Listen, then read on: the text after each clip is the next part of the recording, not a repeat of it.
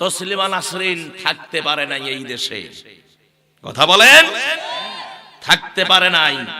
জুতার বাড়ি খেয়ে দেশ ছেড়েছে, আসার জন্য চেষ্টা চালিয়েছে, কিন্তু এই মুসলমানরা আসতে দেয় নাই। অপকর্ম করার কারণে, ইসলামের বিরুদ্ধে অ্যাকশন নেওয়ার কারণে আল্লাহর বিচার শুরু হয়ে গেছে, একটা পা কেটে ফেলে দেওয়া হয়েছে।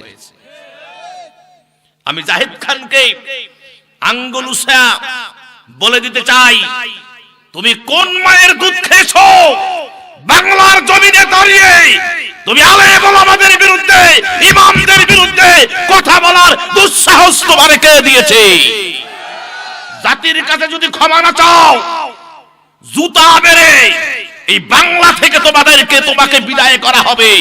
এখনো সময় আছে, জাতির সামনে তোমাকে তওবা করতে হবে, ক্ষমা চেতে হবে, না হলে মুসলমান ঐক্যবদ্ধ হয়ে যাও।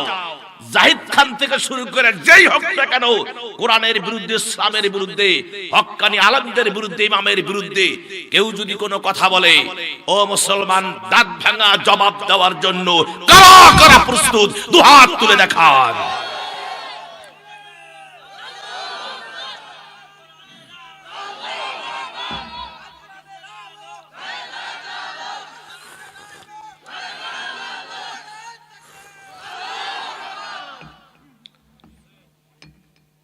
আমার ভাইয়েরা, আমরা সব সহ্য করতে পারি, কোরআনের অবমাননা, ইসলামের অবমাননা, হক্কানি আলেমদের অবমাননা আমরা সহ্য করব না। কথা বলেন, কি সহ্য করবেন? আরে বেটা, তোর বাপের বিয়ে কে পড়াইছে? তোর মায়ের বিয়ে কে পড়াইছে? যদি বেশি দেরি করো, তোমার জানাজায় কোনো আলেম শরীক হবে না, তোমার জানাজা হবে কুত্তা দিয়া। কথা বলে ঠিক কিনা?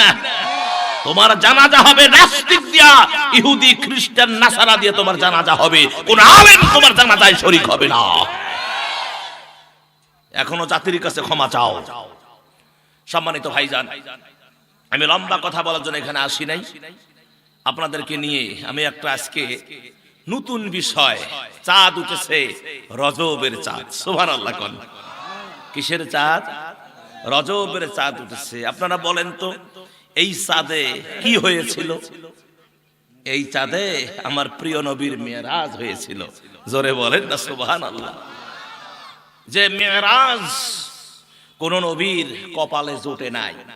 1 লক্ষ মতান্তরে 2,24,000 পয়গম্বর, আদম থেকে শুরু করে ঈসা পর্যন্ত কোন নবীর কপালে আল্লাহর বাড়িতে যাওয়ার এই সৌভাগ্য জোটে নাই।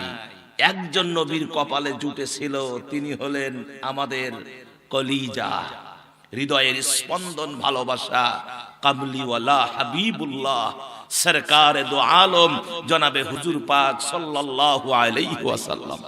সুবহানাল্লাহ।